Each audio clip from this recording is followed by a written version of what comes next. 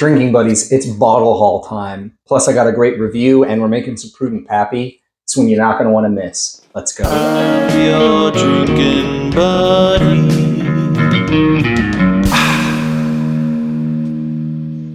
All right, drinking buddies. So the first bottle on my bottle haul was I had to grab this bottle of Larceny so that I could make some more Prudent Pappy. Had a lot of requests to do some more experimentation with this.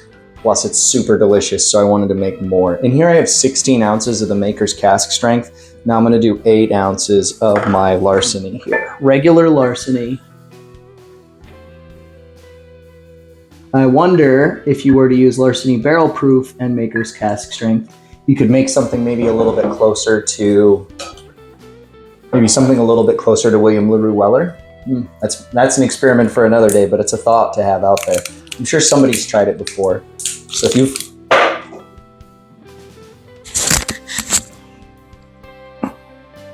you've tried something like that, let me know. So first bottle was Larceny, but while I was there at Total Wine, I also grabbed a couple Blanton's Minis. Love these things. Gonna drink them and put them on my tree. Christmas tree, that is. Really excited for it. But yeah, let's finish off this Prudent Pappy. And there is a little bit of leeway here, so we're gonna put a little bit more in because I want to fill it all the way to the top. So let's go with, I'm gonna go with 3 ounces of, maybe we'll go 2 ounces of Makers and 1 ounce of the Larceny, because I don't want to overfill it. All right, 2 more ounces of Makers and 1 ounce of Larceny. Whoa, yeah, I overdid it. Crap. All right, well, we will leave that part out. Nah, it's all part of the process, you know? I should have done the math in my head, I didn't. And we'll drink this. Since I mixed them together, it's not that big of a deal that we ended up with some extra.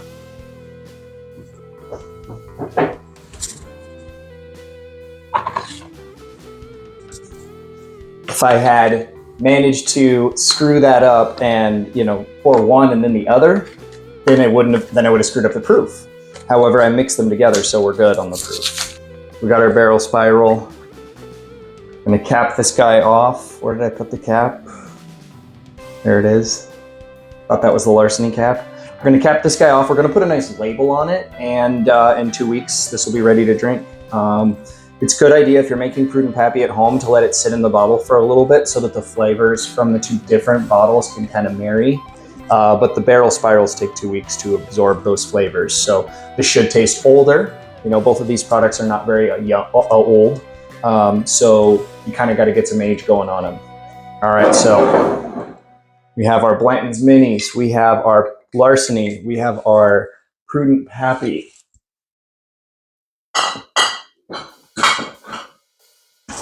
Let's get all this crap out of the way. Next up, I got a Blanton store pick. Pretty excited for this one.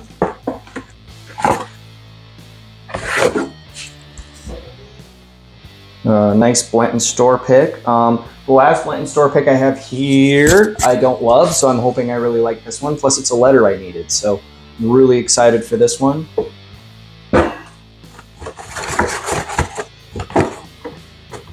And I got a new rye that I want us to try.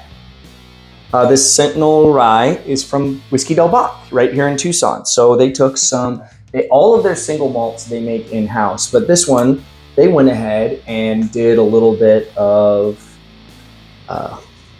sourcing. They sourced this one from MGP, which the 95.5 rye from MGP is really nice. And then they finished it with Whiskey Del Bach Mesquite casks, and it's 92 proof, and cards on the table. This bottle was a gift from the distillery, so I'm still going to be honest, though. If I don't like it, I'm going to tell you. If I don't think it's worth it, I'm going to tell you. But I do want to be transparent and let you know that I didn't pay for this. Sentinel Rye. Oh, man, I just love that. You can immediately get that MGP 95.5 rye nose. It's just very herbal.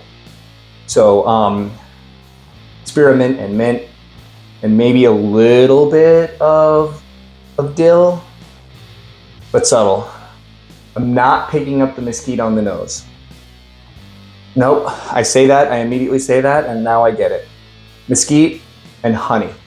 Really bright, vibrant nose, like grape nose.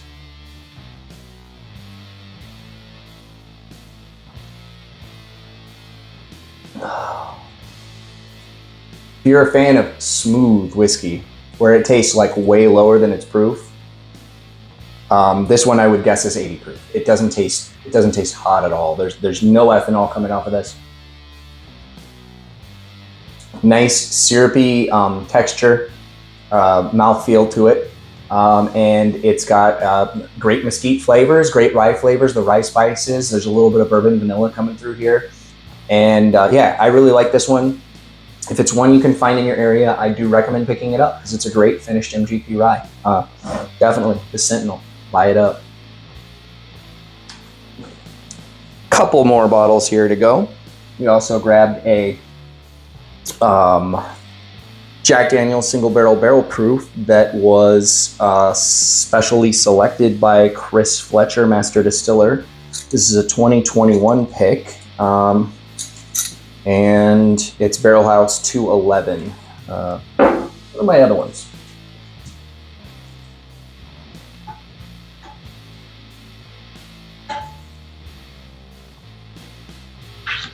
So the other ones I have here are 131 proof from Barrel House 212, and then 127.1 proof from Barrel 228. So I don't really know the complexities of what barrel houses are desirable. I'm sure somebody in the comments can tell me down below what the Coy Hill. Oh, actually, I have a Coy Hill. Let me look.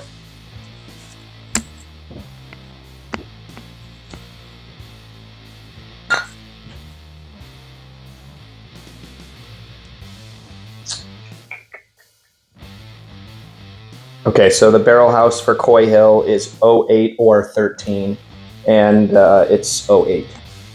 So not the same barrel house as Coy Hill, unfortunately, but hey, I'm happy to have it. And last up, I'm really excited for this one because I haven't bought one in over 2 years, like 2.5 years. But I heard really good things about this Kentucky tea batch. I've heard it's the best batch in a while.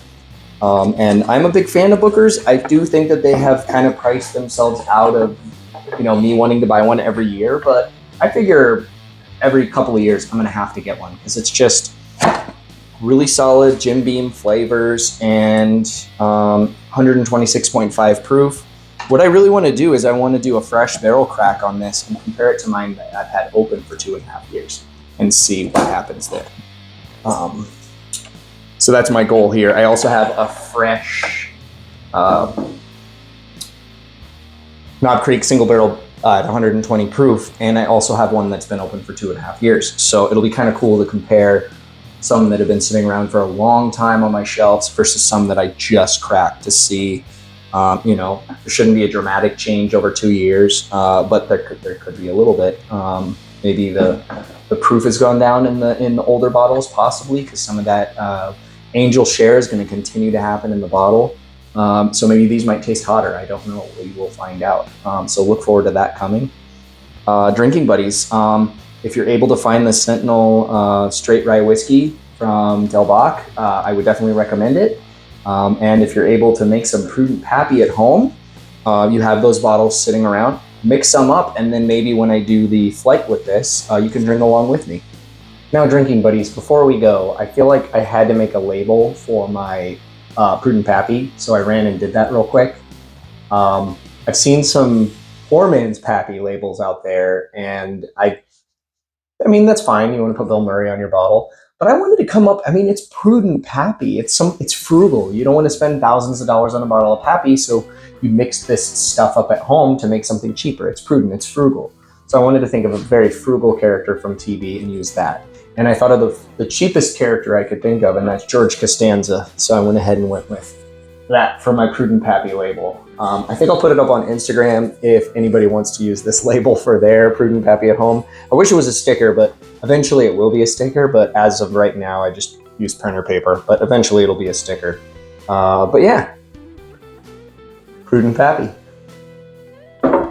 Drinking Buddies, I have got amazing merch up for Christmas. You're going to want to check it out, www.imyourdrinkingbuddy.com. Like, subscribe, leave a comment down below if you like any of the bottles up here that I got in my haul, and we'll see you in the next one.